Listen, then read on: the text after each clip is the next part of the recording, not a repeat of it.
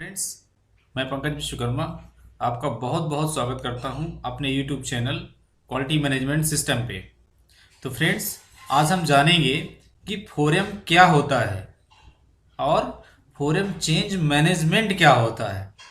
Forum को हमें control कैसे करना है। आजकल जो फोरम है इंडस्ट्रीज में बहुत बड़ा चैलेंज बना हुआ है। तो दोस्तों, आज हम फोरम के बारे में ब्रीफली जानेंगे कि फोरम क्या होता है और इसकी रिक्वायरमेंट कहाँ से आई, फोरम मैनेज करना जरूरी क्यों है, फोरम चेंज आइडेंटिफाइड करना जरूरी क्यों है। तो चलिए सबसे पहले देख लेते हैं कि इसकी रिक्वायरमेंट कहाँ पे आइडेंटिफाइड की गई है और हमें क्यों जरूरी है। तो फ्रेंड्स, जो फोरम है इसकी रिक्वायरमेंट जो है सबसे पहले ISO 9000 2015 एंड IATF 16949 2016 में दी गई है। तो यदि हम ISO की बात करें तो ISO में जो है 8.5.6 कंट्रोल ऑफ चेंज मैनेजमेंट के रूप में यहाँ पे दर्शाया गया है जो फोरम की रिक्वायरमेंट है। और IATF में यदि हम बात करें तो 8.5.6.1 में change of control of changes के रूप में दिया गया है कि फोरम हमें कहाँ पे करना है, कब करना है, कैसे करना है। तो ये तो रही रिक्वायरमेंट की बात। और अब चलिए आगे चल के देखते हैं कि फोरम फोरम है क्या, व्हाट इज फोरम। सबसे पहले हम जानेंगे कि फोरम क्या है, ये 4 एम कौन कौन से होते हैं। तो फ्रेंड्स, यदि पहले एम की बात करें तो सबसे पहले एम होता है मैन, दूसरा एम होता है मशीन, तीसरा एम होता है मटेरियल और फोर्थ एम होता है हमारा चौथा मेथड। तो बेसिकली ये होते हैं फोरम, मैन, मशीन, मटेरियल और मेथड। अब चलिए हम जानते हैं आगे चल के व्हाट इज फोरम चेंज। ये जो 4 एम हैं तो इनमें हम change, man, machine, material, method में चेंज कब होता है, चेंज हम किसको मानेंगे, क्या है चेंज। तो चलिए मैन की बात करें यदि हम, तो एक एग्जांपल के थ्रू मैं आपको समझाता हूं कि operator working on the machine, एक ऑपरेटर जो अपने मशीन पे काम कर रहा है और due to some urgent work अथवा sickness operator went to home, कुछ अर्जेंट वर्क की वजह से या उसकी तबीयत खराब हो जाने की वजह से ऑपरेटर को घर जाना पड़ गया। तो इस प्रकार का जो चेंजेस है, तो जब वो घर जाएगा तो हम क्या करेंगे, दूसरा ऑपरेटर वहां पे लगाना पड़ेगा हमें। जो पहला ऑपरेटर काम कर रहा था उसकी जगह में दूसरा ऑपरेटर लगाना पड़ेगा, ये सेकंड ऑपरेटर। तो इस प्रकार के जो चेंजेस होते हैं इसको हम क्या कहेंगे, मैन चेंज। तो क्या हो गया है, मैन में चेंज हो गया। चलिए दूसरा एग्जांपल के थ्रू समझते हैं। एक इंस्पेक्टर है जो लाइन में काम कर रहा है, अपना पार्ट इंस्पेक्ट कर रहा है। कुछ जरूरत आ गई उसको घर में, तो उसको जाना पड़ रहा है, उसकी तबीयत खराब हो गई तो उसको अपने घर जाना पड़ रहा है। तो अब क्या करेंगे, पार्ट और लाइन, पार्ट तो हमें चेक करना है, लाइन बंद नहीं कर सकते, तो हम सेकंड इंस्पेक्टर लगाएंगे, दूसरा इंस्पेक्टर लगाएंगे। तो इस प्रकार के जो चेंज है उसको हम क्या कहेंगे, इंस्पेक्टर चेंज और ये मैन चेंज के अंतर्गत आएगा। चलिए अब देखते हैं मशीन चेंज किसको कहते हैं। तो फ्रेंड्स, एक मशीन है, मशीन चेंज के अंतर्गत आप कह सकते हैं टूल, डाई, फिक्चर्स कुछ भी चेंज होता है यदि, तो मशीन चेंज के अंतर्गत आता है। कई बार इंडस्ट्रीज में मशीन चेंज में कंफ्यूजन रहता है, केवल मशीन चेंज क्या, जब हमारी मशीन चेंज होती है तो क्या उसी को मशीन चेंज कहना है, ऐसा बिल्कुल भी नहीं है। यदि आपका टूल, डाई, फिक्सर कुछ भी यदि चेंज होता है मशीन से रिलेटेड तो हमारा मशीन चेंज में आता है। तो ये एक मशीन है, इसमें हमारा कोई पार्ट बन रहा है, कोई ये चल रहा है। ओके दोस्तों, मशीन में सडनली कोई ब्रेक डाउन आ जाता है या हमने कोई प्रिवेंटिव प्लान कर रखा है, तो हमें क्या करना पड़ेगा, इस मेटल को जो हमारा पार्ट चल रहा है हमें दूसरी मशीन में शिफ्ट करना पड़ेगा, दूसरी मशीन में बनाना पड़ेगा। तो इस प्रकार के जो चेंजेज है इसको हम क्या कहेंगे, मशीन चेंज। तो चलिए फ्रेंड्स, आप जानते हैं कि मटेरियल चेंज हम किसको मानेंगे, किसको कहेंगे, कि मटेरियल चेंज क्या होता है। तो फ्रेंड्स, एग्जाम्पल मैंने दिखाया है, फैशन इंडस्ट्रीज का मैंने एग्जाम्पल लिया है कि हमारा कोई पार्ट है 12 पौने 2 45 का सॉकेटेड का है, बोल्ट है 12.9 ग्रेड का, जिसको हम रॉ मटेरियल 4140 ग्रेड से बना रहे हैं। तो ये कुछ देर हमने चलाया, जितना हमें डिजायर्ड प्रोडक्शन चाहिए था उतना नहीं हो पाया, हमारा जो रॉ मटेरियल है वो खत्म हो गया। तब हमें क्या करेंगे, हमें प्रोडक्ट तो बनाना है। तो इसके लिए हमने क्या किया, सेम डाया और सब कुछ सेम था, और रॉ मटेरियल की जो प्रॉपर्टीज थी वो भी ऑलमोस्ट 99% सेम थी, और SCM 435 हमने रॉ मटेरियल यूज कर लिया क्योंकि उसका डाया सेम है, सब कुछ सेम है, और हम उससे रॉ मटेरियल बना दिया। जो हमारा प्रोडक्ट था 12.245 सॉकेट टाइप बोल्ट, हमने इसको बना दिया। तो इस प्रकार का जो चेंजेस है इसको हम क्या कहेंगे, RM चेंज, मतलब मटेरियल चेंज में ये आएगा। अब चलिए देखते हैं दोस्तों कि मेथड चेंज किसे कहते हैं। मैं आपको बहुत ही एक अच्छे एग्जांपल के थ्रू बताता हूं कि मेथड चेंज में क्या आता है। तो फ्रेंड्स, यदि प्रोसेस में हमारे कोई भी प्रोसेस है, अब हम कोई भी मैं आपको एक इंस्पेक्शन का एग्जांपल बता रहा हूं।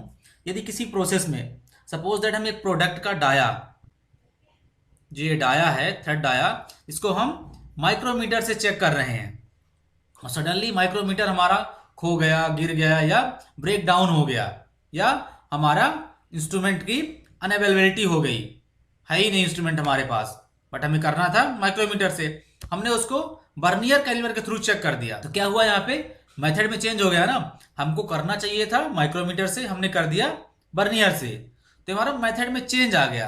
तो इस प्रकार के जो चेंजेस हैं इसको हम मेथड चेंज में गिनते हैं और मेथड चेंज कहेंगे।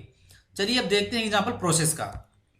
तो मेथड चेंज में कोई एक मशीन है जिसमें हमें यहाँ से पार्ट का जो सप्लाई है, रोलिंग मशीन का एग्जांपल दे रहे हैं, उसमें विथ हॉपर है, प्रोडक्ट कोई डालते हैं, यदि रोलिंग करना है तो हम यहाँ से पहले प्रोडक्ट डाल देते हैं और यहाँ से चल के आ जाता है ट्रैक में और यहाँ पे रोलिंग हो जाता है। अब इसमें दोस्त क्या हो गया, ये हमारा जो हॉपर है ये ब्रेक डाउन में चला गया, खराब हो गया, मशीन तो हम बंद नहीं कर सकते, तो हमने मैनुअल फीडिंग स्टार्ट कर दी। जो मैनुअल फीडिंग स्टार्ट कर दी तो हमारा क्या हो गया है, मेथड में चेंज हो गया, ये विदाउट हॉपर हो गया। तो इस प्रकार के जो चेंजेस हैं, ये जो प्रोसेस में इस प्रकार के चेंजेस हो रहे हैं, इनको हम मेथड चेंज में कंसीडर करते हैं।